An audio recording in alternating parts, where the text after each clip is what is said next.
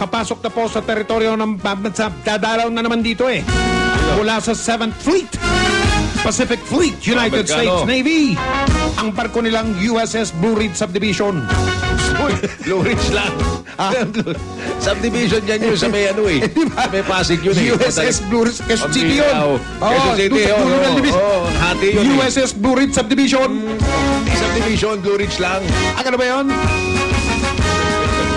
US Blue Ridge Subdivision, barko ng US Navy.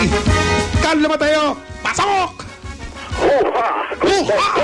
Good morning, Mike. Good morning, Joe. Good morning, Carl. Yeah, good morning. How are you, Carl? It's fine.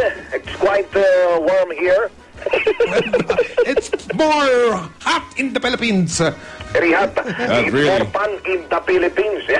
Kinumpirma ngayon ng Philippine Coast Guard na nakapasok na sa teritoryo ng bansang flagship carrier ng United States Navy 7th Fleet mula sa pagbisita nito sa Hong Kong at iba pang bansa sa Asia.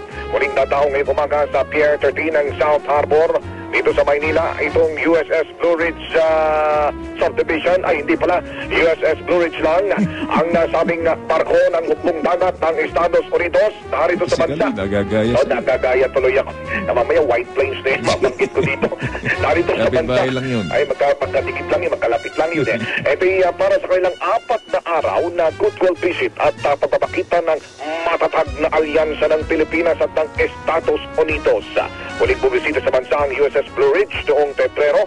Buwan ng mga puso yan sa nakalipas na taon at kabilang nga sa mga opisyal at tripulante nito ay ilang mga Pinoy. Ang inyong kapuso, Carlo Mateo ng GMA nag-uulat na super balita sa umaga.